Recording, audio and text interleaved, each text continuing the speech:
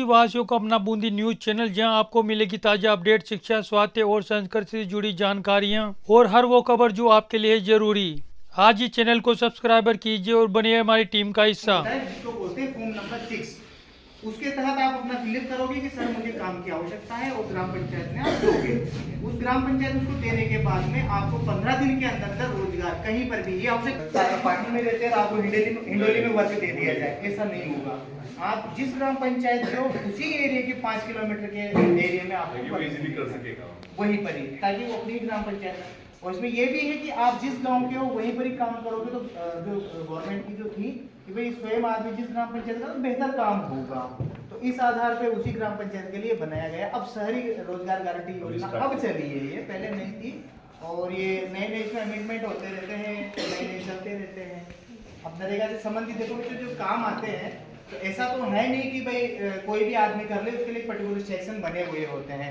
जैसे आप सामने वो फर्स्ट वाला सेक्शन देख रहे हो, अगर आपको नरेगा से संबंधित कोई भी शिकायत करनी है तो आप किसको दोगे? कलेक्टर साहब को दो, चाहे आप सीओ साहब को दो, चाहे एसओ सर को दो, चाहे हमारे एक्शन साहब को दो। एक एप्लीकेशन देते हैं अपन स्कूल में छुट्टी के लिए, तो वो एप्लीकेशन आप देते हो अफसर को, तो वहाँ से वो मार्क होती है, तो मार्क होके वो ट्रांसफर घूमते हुए इस सेक्शन में आती है। शिकायत शाखा है, यहाँ पर शिकायतों से संबंधित सारा काम डील होता है, फाइल चलती है, अफसर के पास जाती है, उनको जो भी डायरेक्शन देने होते हैं वहाँ से क्लियर होता है, फिर आगे प्रोसेस शुरू हो जाता है। यहाँ से पंचायत समिति में जाता है, फिर ग्राम पंचायत में जो भी आपकी शिकायत होती है यहाँ से होती है, उसको बोलते हैं पर्टिकुलर एक गाँव का नाम, एक काम का नाम, उसमें क्या हुआ, कितना पैसा लगा, कितनी लेबर लगी, कौन कौन लेबर लगी, कितने दिन किसने काम करी, सब कुछ आपको ऑनलाइन मिलेगा। MGNREGA गूगल पे चाहिए, टाइप करिए, पूरी नरेगा आपके सामने आ जाएगी।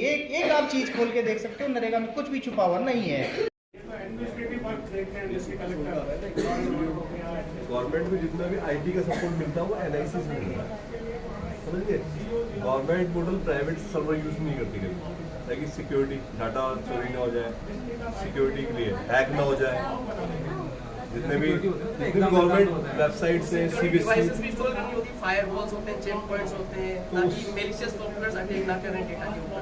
और जो प्राइवेट वेबसाइट होती है उनका अपना सर्वर होता है, और गवर्नमेंट को जो सपोर्ट मिलता है वो NIC से मिलता है। हमारी जो KB की वेबसाइट है, स्कूल की KB बूंदी की वेबसाइट है, उसमें देखना आप NIC लिखा आएगा नीचे, आपको कभी खोल के देखना नीचे अंदर NIC, तो NIC मींस गवर्नमेंट उसको ऑपरेट कर रही है। NIC का डेवलपमेंट सेंटर भी है, खुद अपने सॉफ्टवेयर्स डेवलप करती है, वेबसाइट डेवलप करते हैं। एक डिपार्टमेंट है MEITY, ministry of electronics communication, तो उसके अधीन आती है।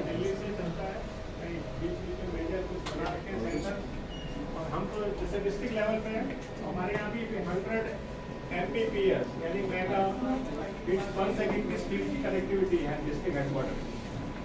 एक हमारा बीच में राउटर वगैरह लगे हुए हैं, कनेक्शन बांटे हुए हैं, बिल्कुल कलेक्टेड में नेट हमारा ही चलता है। बहुत अच्छे से होता है, हमारे एनजीओ सारे तुरंत घर के हो जाते हैं, और जो सहायता भी आ रही है तुरंत आते हैं और किसको बुलाना है वो तुरंत बुला के लाते हैं। ऐसे ही